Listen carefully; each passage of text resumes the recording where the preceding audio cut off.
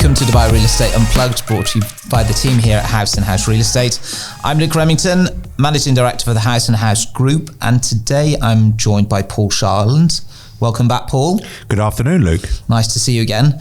Paul, I know this topic is not necessarily something you concentrate on as number one, but we're going to talk about crypto. We're going to talk about crypto and real estate and crypto investors, and probably what has happened to Dubai in the last couple of years with this kind of crypto phenomenon that we've seen. You know, go back 5-10 years, it was something that was hardly even talked about. Then you hear about literally everyone you speak to is getting into crypto. It seemed to be crypto in the last couple of years seemed to be like real estate now, whereas now I feel the world and his wife are jumping into Dubai real estate for whatever reason that may be, to buy properties to make some money, or to buy property and not be taxed, inheritance tax, capital gains tax. We avoid all that in Dubai. But in terms of crypto, with what's going on in the world right now, what makes Dubai a crypto leader? And as an expert in the property scene, why do you think that we're seeing a lot of people with crypto come to Dubai? Or are we seeing people come into Dubai with crypto? Is it just false news or fake news, or is it the truth? No. I mean, it's definitely happening. It's been happening for a few years now. I think there's multiple reasons. Okay. So first of all, goes without saying that Dubai is a very attractive place to live. So just that on its own would make somebody want to move here. As far as a crypto, as we call them, so that's someone who holds crypto, who's looking to invest. Just Dubai is very crypto friendly. You know, I would say it's the crypto capital of the world. I'd say there's 3 places in the world which are probably as accepting of crypto as Dubai, which is Dubai and Puerto Rico and El Salvador. El Salvador actually have it as their national currency now. But I think if we compared the 3 places where most people would prefer to be, it would be Dubai. And I just think the whole process of dealing with crypto here, going to an exchange, buying property, is a very straightforward process. There's in other parts of the world, we know they're tightening up on their regulations quite a lot, actually, in Europe, Canada, South Africa. Just in the last week, I've been speaking to 2 clients, one from South Africa, one from Canada, and one was saying the last crypto exchange they did in South Africa, they paid 43% tax, and Canada, I think they paid 45% tax. So am I right in thinking that there is no tax on crypto? No, exactly. So if you do a crypto exchange in Dubai, whether that's for cash or a manager's check, most people are doing that to buy property. If you exchange 1 million dirhams, then you get 1 million dirhams. And it's very straightforward. You give your ID, you give your passport copy or your Emirates ID, and you do the exchange. We'll go into the process a bit after, but why do you feel when we look at, say, the top 10 property markets in the world, Dubai's obviously surged in the last 2-3 years when others have maybe slowed down or faltered. Why do you is there a typical, when we look at a crypto, are we looking at what do they look like? Are these, if you ask me, I'd probably say usually quite a nice watch, between 20 and 40, maybe a green Ferrari, that Hulk green Ferrari. But are we typically looking at a younger generation that like to have really expensive gold steaks and eat in really nice restaurants and love sun, and they can actually do 2 hours a day, make a load of money and sit in a beach club? Is that right? Is that why they come here? The first cryptos I was dealing with, which would have been particularly in 2021, I remember one of the first guys I met, and just had a chat with him on the phone, and we met for a coffee, and he was probably early 20s, with his baseball cap on, his basketball trainers. He could have had a skateboard under his arm, and but he was wearing a very big, heavy gold Rolex watch, and he was on his 16th property he was purchasing. Wow. And he'd bought some nice properties on the Palm, in the Burj Khalifa district, in the Marina, and he'd obviously done extremely well out of it. But I've met other crypto since, they could be any age, male, female. It could be 60, it could be 40. It's a whole range of people who have got into crypto from whatever backgrounds. There doesn't seem to be any particular avenue that they follow. It's just anybody who ideally got in at the right time, and now they want to spend some of their money. And Dubai seems to be friendly towards crypto. We know we've talked about visas, we've talked about people coming here and being able to come into Dubai.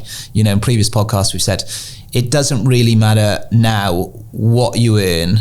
You can somehow get a visa for a certain amount of time, whether that's 30-day tourist visa, a 2-year visa. I think the 5-year visa is no longer, I think that's being taken by the 10-year visa. But providing you've got an amount of cash, which actually isn't that, it's not a huge amount, you can come in. Why do you believe, when we're talking about other countries potentially taxing or trying to push crypto out, why do you think Dubai, like other things, welcomed crypto? I just think that crypto was originally devised, wasn't it? It was sort of like an unregulated digital currency, which wasn't regulated by the governments of the world. So it was almost as if, I've got some crypto which convert into cash, and not everybody's going to know my business. And it seems what's happened around the rest of the world, in most parts of the world, particularly the US, I think China as well, but Asia, and Europe, the regulations are tightening. So if you want to exchange your crypto up for cash for whatever you want to do with it, they want to know where it's come from, where it's going. You have to fill in a lot of documents. You've got to pay tax. So all of the original reasons why people got into crypto are sort of being taken away in most parts of the world, where it doesn't seem to be the case in Dubai. Yeah. Do you feel that crypto, if you are into crypto, people look at you and think there must be something that you're not quite doing straight? This seems to be, I had a news reporter on to me recently and saying, well, why are certain nationalities using crypto? And that certain nationality seems to have, a few issues going on at the moment in terms of what's going on in the country. So, but why do people assume that, okay, you deal in crypto, it's because you don't want to deal with the banks, and if you don't want to deal with the banks, it's because your money's not, legitimate? Why do you get this feeling that people feel this? I think I suppose if you go back years before crypto existed, if people had a lot of disposable income, but they had no real official source of income, obviously that raised question marks. Of course it would, because they weren't going to work every day, and it's, well, where's your money come from? And that could have been, I think we all know what that could have been. It could have been various different reasons, but literally, if you had I do believe that the first people to invest in crypto, a lot of those did have a gambler mentality, and they saw it as a punt. And obviously, if they got in at the right time, some people have become incredibly rich, whether by luck or judgment. I mean, that's just a fact. It could have been someone who was bored and thought, or was into their technology and thought, I'll have a little go at that. And if they've bought something for $1, Bitcoin for $1, and now it's worth $30,000, you haven't got to do the maths to work out that they didn't have to buy many coins originally to be extremely rich now. Yeah.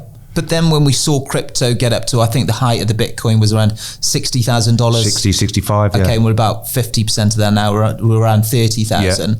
But when we were up at this kind of 50s, low 50s, mid 50s, and then up to the 60s, everyone is talking about crypto. Well, everyone was saying it was going to 100,000. And everyone was trying to get into it, right? Yeah.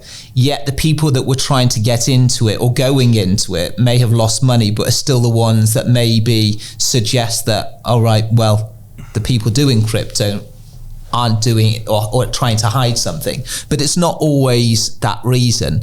If I had 1 million sterling, how easy or what would be the process for me to change that 1 million sterling into crypto if I'm in, let's say, the UK, and I'm using that as a reference because we're both from there. But if I wanted to use that, change that 1 million into crypto to buy a property out here for $1 million, if I want to go through the banks, I can do a certain amount each day. There's a fee involved, and there's a huge amount of time on the phone to verify, to check frauds, all these things going on to make sure you actually want to do that. And a lot of questions are raised. How quick would it be if I want to change it into crypto and buy a property out here? Well, I'll give an example. So I bank with Barclays in the UK. So if I do a transfer of over £5,000, right, I get a phone call from Barclays just checking it's me doing that transfer, and a couple of questions. Yeah. The amazing thing about crypto, which I still find amazing to this day, is that you could be anywhere in the world, literally anywhere in the world. You could be in North Korea, you could be in Russia, you could be in South Africa, you could be in the US, you could be in Alaska.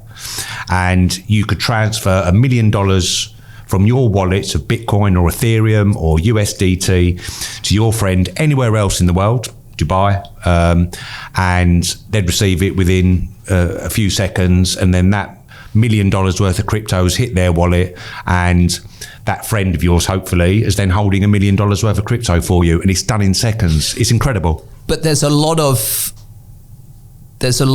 what's the word, Paul? You've got to have a lot of confidence, and that the person you transfer it to. So if I want to transfer £1 million to Bitcoin or to Ethereum or to USDT, what happens if I do transfer it to someone and then they say, well, I didn't get it, or they say, I don't want to give it to you? Have you heard anything like of this? Can anyone say, well, actually, look, because there is no record of it, right? There is no, you can't go to the bank. I can't imagine the police would want to get involved, because it's dust, isn't it? It's magical numbers out there. Yeah, I mean, theoretically, you could send it to somebody and they deny they've ever received it. Yeah. And there's not much you could do about it. I mean, there's certainly an element of a big element of trust when dealing in crypto, and certainly doing exchanges, because if you're sitting in front of someone, or you're sending it to a friend or a business, or you're buying a property, they have to confirm that they've received that crypto, which they obviously then convert into cash themselves. Okay. But I suppose you could say the same that doing a bank transfer. You could do a bank transfer, and there's obviously a record of it, so it could be traced back. There's more of a paper trail, but there's still the element of trust that they say, yes, we have got those funds. Yeah, theoretically with crypto, they could deny that they've received anything. Yeah. But I think you just do your due diligence before you send the crypto anywhere. But how much due diligence can you do on someone in a different country if you don't know them? I suppose you can look at Google reviews and you can speak to Paul, and Paul says, yes, we've used them, but there has to be there has to be trust. Yeah, yes, of course, yeah. Okay. If I wanted to buy a property, is it possible to go direct to the owner and buy through crypto, or I can't do it? I have to change the money and then they give the owner his check or his cash? If you're doing what? So if you're actually doing a resale property? Or I suppose let's look at the off-plan market. Let's say I wanted to buy, you find me a perfect property, Paul. I say, Paul, I want to buy it in crypto. Is that possible? Yeah, so there's some developers that will take crypto directly. Oh, nice. Okay, so you can pay them direct. Yeah, so they will have their own crypto wallet. Yeah. And then you would just send the funds directly to them. That's one way to do it. Not all developers do that. Yeah. Some do, some don't. But I think as time goes on, I would expect they'll all end up accepting crypto. Yeah. Or you get the crypto transferred to a trusted friend, or your trusted friend goes to the crypto exchange and then it gets transferred directly to the crypto exchange's wallet, whoever you're dealing with, and then you, on their behalf, collect the cash or the manager's check. So they will prepare the manager's check? Yes. Do they charge they must charge a fee? As the crypto market's matured, which... Because in theory, they're like Alan Sari or a transfer centre, right? So they have to make something from it. Yeah, I'd say, it used to be a bit higher. It used to be 2 to 3%. But now I think the market's got more competitive here. There's more companies, more crypto exchanges that are open for business. And so because of that, the commission rates have become more competitive. And now you're looking at 1 to 2%. Okay. So from what we're saying, very easy to do. Yes. Click a few buttons. Yes. It's the other side of the world, and a check could be produced. Yes. So in theory, there's no paper chain. And is that why, going back to the earlier question, is that why some people can cast judgment because there is no paper trace, or there's no, where has it gone? Where, no one actually knows other than the sender and the receiver. There is no trace. Correct. So is that why some people, because it's so easy, is that why people say, well, it's because it's so easy and there's no trace, that obviously people that use it want to use it for the reason that it doesn't leave a trace? I mean, it's when you I'm not trying to put them down. I'm just trying to understand why people tend to have this mindset. When you say crypto, they feel dodgy. Well, I think, if you go back 10 years, there wasn't any way that you could transfer $1 million within seconds without a load of red flags and, and the tax authorities and the governments, wherever you were transferring from to, wanted to know where this was going, who it was from, and crypto's changed all of that. Yeah, absolutely.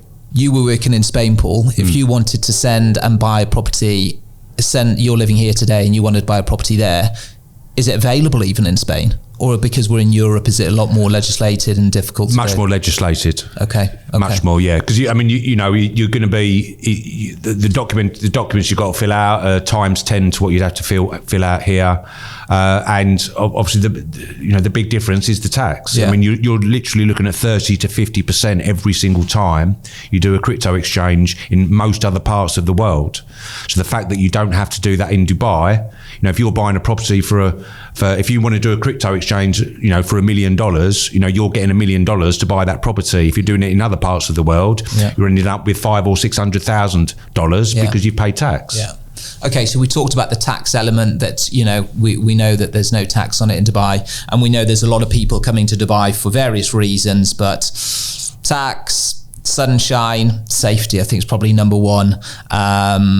Numerous reasons why people are coming here at the moment.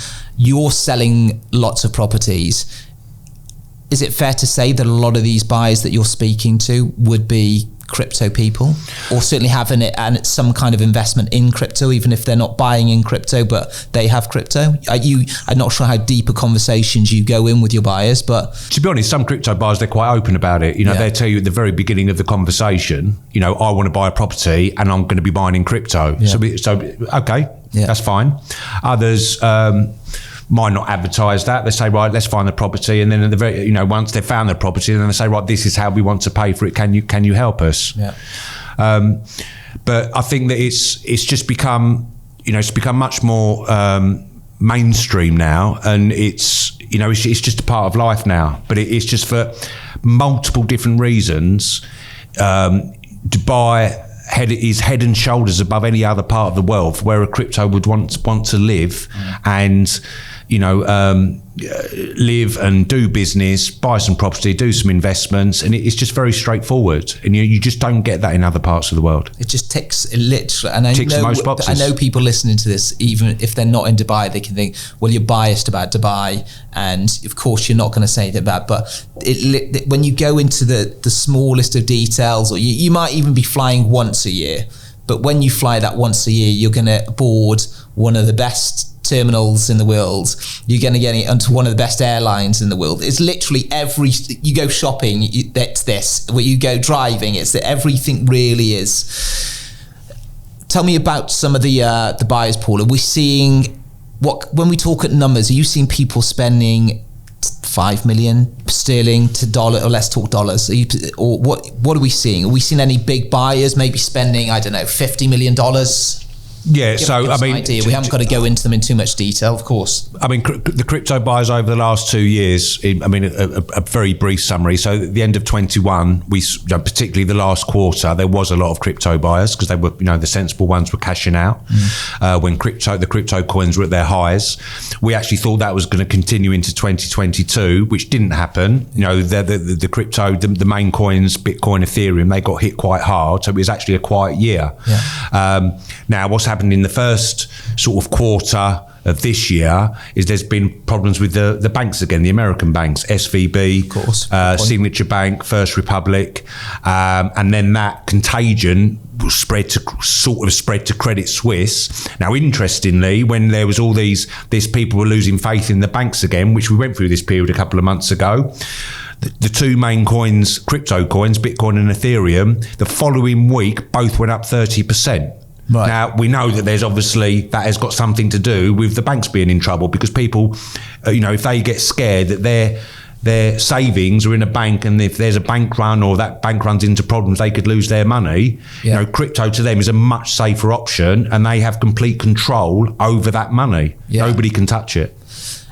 Is it vulnerable though, Paul? We're seeing like Bitcoin, hovering around $30,000, what we're saying, but is it concerning to someone in their retirement that has a certain amount in the bank to have their retirement, to think, well, I could put in $100,000 today and it could go down to 90 tomorrow, and is it safer maybe to keep at that USDT, which is linked pegged to the dollar, right? Yes, I mean this is it. I mean, if you compare the crypto market to any other market, any stock market, FX, it's much more volatile. It'll be extremely rare for a stock, Amazon or Facebook or Tesla, something like that. They don't have 10, 20, 30% swings in a morning. Crypto can. I mean, what I find amazing, and it hasn't happened so much recently, but certainly I remember having this conversation in 2021, what I still find amazing at the time. So Elon Musk could come out with a statement related to crypto, and he could actually move crypto, he could move Bitcoin more than the Chinese government coming out with a statement. Can you imagine that? One person who builds electric cars has got more influence over Bitcoin than arguably one of the biggest economies in the world, along with the US. I'll say that diplomatically. It's incredible. It's crazy, isn't it? Yeah. Paul, final one. I know this is forecasting and then you haven't got a crystal ball, but is crypto here to stay? We're seeing, the news headlines, there's a lot of countries against it, it seems. We seem to be in this world where we're told that 10, 20, 30, 40 years, no cash, and basically we will be controlled on what we're allowed to spend, where we're allowed to spend. You've got to stay within a 3-kilometer radius of your house, otherwise your debit or your credit card won't work. It is a bit frightening, but again, this is what the media tend to do. Is crypto here? It's the rebel, it's the bully in the pack, and it's the one that seems to go against things, to say you can have freedom and you can transfer it within seconds to any destination in the world. Is it here to stay? 100%. I mean, just if you just look at the political landscape worldwide over the last 10 years, it's a lot of people have sort of poked their heads up, and it's now to a lot of people, crypto's not going anywhere. Crypto, I've no idea where the price of crypto is going to go, but it's here. It's not going anywhere. I mean, there was a lot of scaremongering. It was probably about it was about a year ago, or certainly the first quarter of 2022, and it was like, I think they got hit quite bad. I mean, Ethereum went from 4,500 to around 800, and Bitcoin went from 65 down to 17, I think, maybe even a bit lower.